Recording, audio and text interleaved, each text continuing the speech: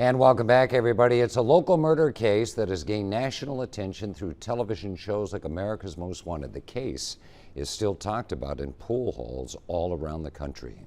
That's right. The question remains, more than a decade later, who killed Michael Surber? And could it be the mystery man seen in surveillance video, recorded the last day Surber was seen alive?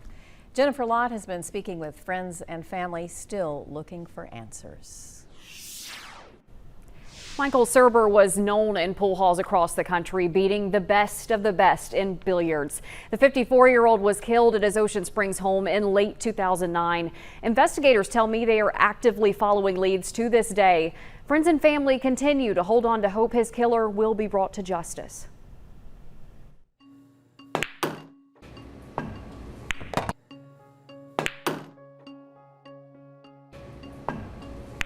On one side is the legal stuff, on one side's illegal stuff. And sometimes the pool room mixes right in between. Everybody's in there. The thieves and the gamblers all get together. Those words from Michael Surber, just 9 months before he was brutally murdered. Words that still haunt his brother and friends. The people that hang around and the people that gamble in pool rooms can be pretty heartless. It's too bad that there are people like this in the world, and people like Mike end up mixed up with him. Mike would have probably given him the money. I mean, Mike was a kind person. It wasn't necessary to kill the guy. That's the last thing anybody ever thought would happen, especially in a small town like this. The case is so cold.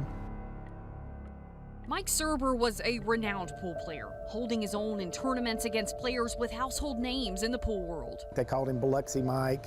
He liked to come here on Tuesdays to play one pocket. Everybody liked to come in and play him because he was so good, and they just wanted to be able to say they played with that caliber of a pool player. He had to be the best player that was in this town. I met Mike at the pool room. It was important to meet somebody like Mike because he was really a nationally ranked player. Mike had a flair for felt, known always as the gentleman competitor who matched his determination to win with a dignified manner at the table. If you win, you win. If you don't win, you don't win. There's a lot of hardcore gamblers out there. Is the big difference. Some of them do it for their life, and a lot of the others do it because out of necessity.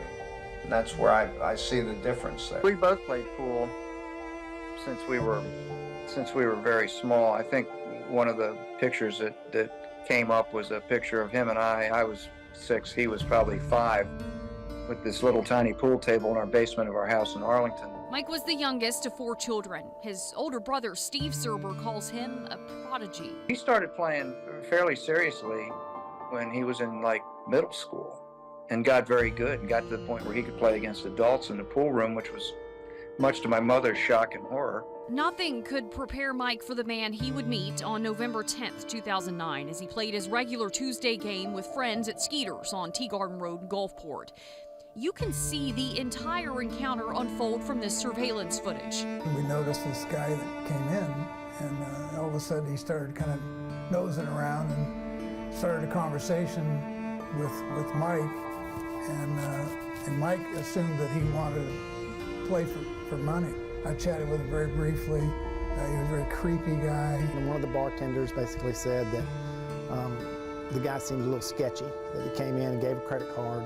She pre-authorized it to see if the card was good, and it turned out it was not a good card. From the start, that credit card has been an important clue to finding this mystery man.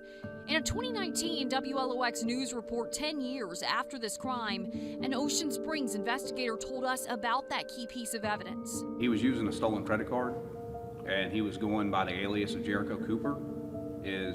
He attempted to use that credit card in Villarica, Georgia, as well as in Gulfport at Skeeter's, and he was saying that he was a record executive from Atlanta. The real Jericho Cooper is an Atlanta resident and had his credit card stolen. In the video from Skeeter's on that fateful night, you can see the man playing here on a coin table favored by amateurs before going to where professionals play, where Mike and his friends had a game going. He asked Mike if he would show him around the area. Mike said, well, he thought he could show him around the casinos, and he was going to take him over to his friend and his attorney's office with the aim of getting him set up if he needed some contracts or something, or real estate. I don't know, what they had in mind, but he thought it would be a good idea to meet him. And I think the people that were in there were surprised when the two of them left together. Mike was so cautious because he was a small guy. It took a while to get his trust, usually, and he didn't really let his guard down. That's why everybody, I think, was pretty surprised when this happened. When Mike's car was spotted back at Skeeter's later that night in a no parking zone, the keys still in the ignition, Ricky Dombrowski moved it, not giving it much thought. When Mike didn't show up for work 2 days later, his friends went into a frenzy. Went to his house, tried to get him to come to the door. He wouldn't come to the door, and ended up taking a window out, and then he had the windows boarded up.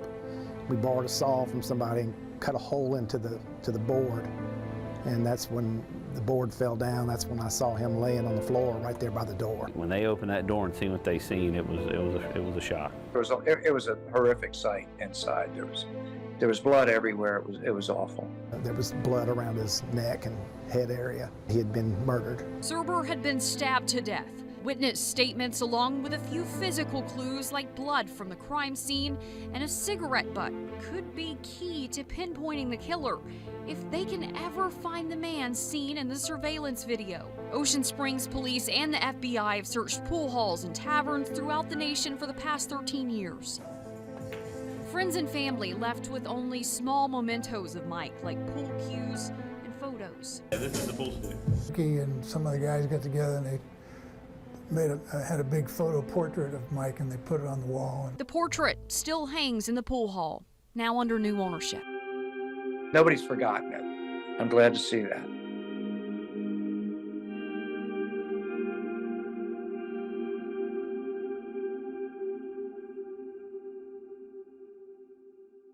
When we come back, we'll go over some more specifics about the mystery man in the surveillance footage.